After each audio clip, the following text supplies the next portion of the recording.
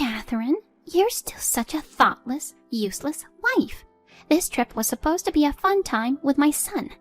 You, who have nothing to do with this, can just go back home. Planned as a foreign trip at my husband's request, the moment he leaves the room, my mother-in-law starts to relentlessly pick on me. Given how things have turned, I guess I have no choice. I'll go home then. What happens to them next is none of my concern. I am Catherine, a married woman working in a foreign company. My job allows for easy schedule management, so since getting married, I mostly work remotely from home. My husband is the type who overestimates himself and wants to appear grand. He's extravagant with money and has never contributed a penny to the household. I didn't notice this while we were dating, but his true nature slowly revealed itself after we started living together. My mother-in-law seems to take pride in boasting about her son. I've heard about mothers doting on their sons. I was somewhat prepared for it and willing to tolerate it. She is incredibly presumptuous and strong-willed. She doesn't listen to anyone else's opinion, not even that of my father-in-law. She is completely convinced that her son is perfect, which is why she seems to thoroughly dislike me. Whenever we meet, she always has a snide remark. She particularly dislikes that I apparently live comfortably on my son's salary alone. She always nags me to work outside since I'm still young. I have explained multiple times that I have continued working after marriage and that my job allows me to work from home, but in her mind, any home-based work is just a side job. She thinks I'm just pretending to work on my computer, probably playing games. Apparently, I'm a useless wife who, despite being a housewife, hardly does any housework and just plays computer games all day. My husband understands my work style, but he has never once explained it to his mother. Even when she speaks like this in front of him, he just turns a blind eye. Even when I ask my husband to explain things better, he just throws it back at me, saying I should get along with her as a woman. He even says he doesn't want to get involved in troublesome matters. Once, when I persistently asked about a similar issue, he even printed divorce forms from the website and threw them at me.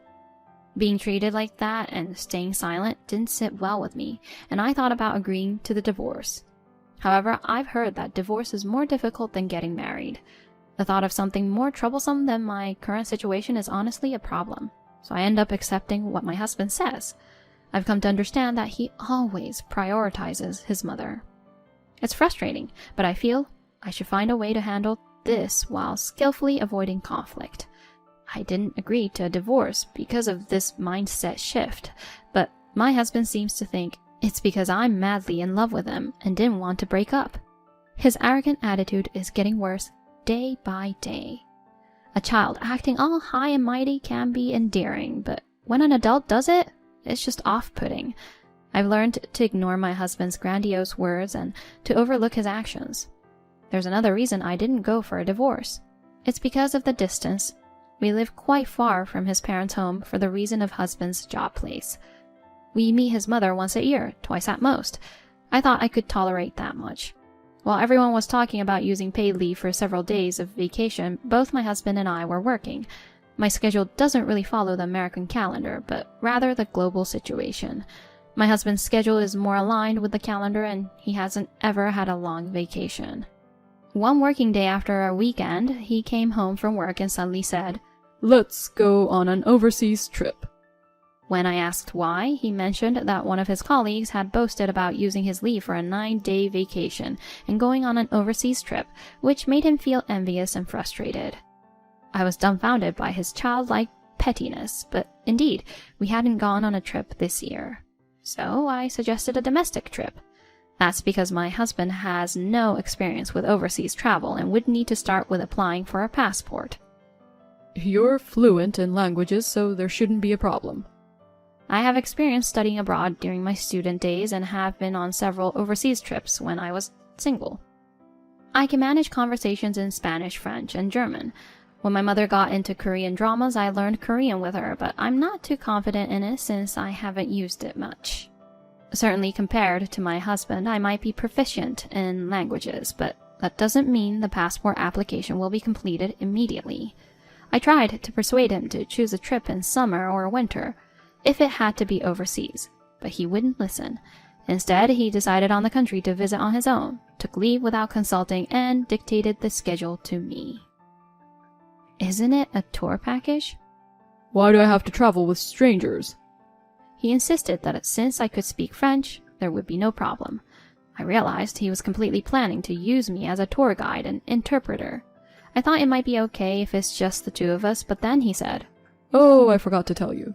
I promised to take Mom along. You'll handle that too, right? Your mother too?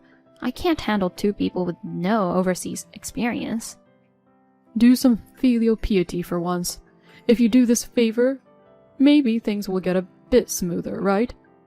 I'm such a kind and good husband, aren't I? This is for your benefit too. Be grateful. His words were obnoxious, but arguing seemed foolish. So I quietly made the reservations as he asked and came up with another idea. From applying for my husband and mother-in-law's passports to booking flights and hotels, it was a hassle. But I endured it to execute my plan and created a perfect itinerary fulfilling all of my husband's wishes. On the day of the overseas trip, my mother-in-law, unaware of my efforts, was childishly excited. That's my son for you. Traveling abroad means long flights. We're in business class seats, right? My husband probably bragged about taking us on the trip, claiming he made the reservations and planned everything, making himself look big. In reality, he did nothing. I did it all. They didn't do anything themselves and left all the procedures to me. Moreover, they had almost no experience with airports and wandered off while I was handling the procedures, causing trouble when it was time to board. Airport staff even offered to make an announcement to find them. They didn't reflect at all, blaming me for not guiding them and accusing me of trying to leave them behind and have fun alone. During the flight, they were relatively calm, but it was annoying and embarrassing how they kept calling the cabin crew. After several hours, we arrived at our destination. After completing the immigration procedures, I thought we could head straight to the hotel for a break, but then my husband turned pale and said, I need to go to the bathroom, before shoving his luggage onto me and running off. It was baffling why only my husband got sick after eating the same food. He was just grinning at his favorite cabin crew earlier. Maybe it was divine punishment. Serves him right. Catherine, you really are an inconsiderate wife. How long do you plan to stay here? Excuse me? This trip is something my son planned for me. It's supposed to be a mother-son trip, you freeloader. It's audacious of you to try and enjoy this trip for free. Go back home already. Are you sure? Sure or not, I can't enjoy this with you around. I see. That's unfortunate. All right then, I'll leave now. I handed my husband's luggage to my mother-in-law, had only my carry-on with me, and turned my back on her. She looked dumbfounded, holding his bags. Her reaction was unexpected, considering she told me to leave. I struggled to suppress my laughter. My husband was repeatedly going in and out of the bathroom, so we didn't cross paths. Luckily, I got a ticket back to the US and became a passenger heading home. Originally, I planned to find an opportunity to return to New York alone. I would have been fine playing tour guide for a harmonious relationship, but not with that mother and son. It was just stress with no benefits for me. The thought of the two of them, who can't speak anything but English, being left behind made me grin. They could use translation apps on their smartphones, but my arrogant husband would never do that. Upon landing in New York, I made a few stops and headed to a luxury hotel where my parents were waiting. Since my husband told me I should have done filial piety for my parents, I invited them on a trip to a luxury hotel. We took a scenic sleeper train to the location, enjoying the views and meals before the spa. They were surprised to see me join them earlier than expected. When I briefly explained the situation, my parents were appalled. They couldn't believe I had agreed to such demands. My husband kept calling and messaging me like crazy, but I ignored him. I turned off my phone and fully enjoyed the luxurious hotel. After parting with my parents and returning home, I received a call from the embassy. According to them, my husband, after returning from the bathroom, was shocked and furious to find that I was gone. Unable to reach me, he decided to go to the hotel on his own. Lost and confused about the way, a kind stranger approached him in broken English, offering help. But following this person, my husband was robbed of all his money, passport, and valuables. Even my mother had her jewelry stolen. Standing on the street in their penniless state, the police found and protected them, then referred them to the embassy for help. That's how they managed to contact me. The embassy asked me to come and pick them up. They had no bank cards, as their wallets were stolen. I questioned why I, a stranger to them now, should do this, explaining that the man was no longer my husband, as we were already divorced. In fact, I had kept the divorce forms that he once threw at me. Back then I stayed because I heard divorce was difficult, but this time I had reached my limit. I secretly proceeded with the forms and submitted them back then. The court summoned my husband, but he kept ignoring it and didn't even confirm what it was due to his sloppy nature. As a result, the court found that he accepted the content, and I won the divorce without a contest. I had already found and signed a contract for a new place while making the trip reservations.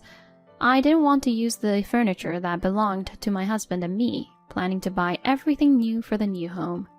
So while packing for the trip, I also packed for the move. Only my work tools and favorite clothes were enough to bring to the new place. I sent everything else by courier with a scheduled delivery. The embassy conversation ended without further demands on me. Later, my ex-mother-in-law cried to my father-in-law, and somehow with his help, my ex-husband and ex-mother-in-law managed to return home. But my ex-husband was furious and contacted me. You left me behind, and now I find out about the divorce behind my back? Left behind? No, your mother told me to go home, so I just followed her orders. Complained to her, and consider the upgrade to business class on the flight as a farewell gift. Also, I reminded him that he was the one who first brought up the divorce. I just granted his wish by using the divorce form he prepared. Do you think such an excuse will work? How much more do you want to embarrass me? Embarrassment? What about it? I have a better story if you want to be embarrassed. Want to hear it? What is it? I heard you're a regular at adult entertainment venues. You have a favorite girl there, right? You've been spending a lot on her instead of contributing to our home. I also heard you got into debt because your demands escalated, didn't you? I had become suspicious of some collection letters addressed to my husband and had them investigated by a detective agency. It turned out he was a good spender but was too obsessive, making him unwelcome. The girl had hoped increasing her demands would deter him, but he didn't stop. I wondered how my ex-husband felt hearing all this. This story would be quite embarrassing, right? If you make more fuss or contact me again, I'll spread this at your workplace. Understood? The girl he was infatuated with actually disliked him. Given his personality, knowing this would be a great humiliation. My ex-husband, who had been so assertive before, meekly replied, Understood, and ended the call. A few days later, I received a call from my former father-in-law. He reported that he had divorced his wife. While we had no more relationship, he seemed to have contacted me to expose my former mother-in-law's true nature, as we both had been mistreated by her. He became suspicious of his wife's behavior and, while she was away, discovered she had been using his interest from securities. The money was spent on beauty treatments and cosmetic procedures. He asked for my opinion as a woman, if I had noticed any changes in her, but honestly I hadn't. Despite only meeting her once a year, I hadn't noticed any changes, which made me question if it was really spent on beauty treatments. She had invested a significant amount, yet there was no noticeable change. Maybe there was subtle changes only she could perceive. I thought it was like throwing money down the drain.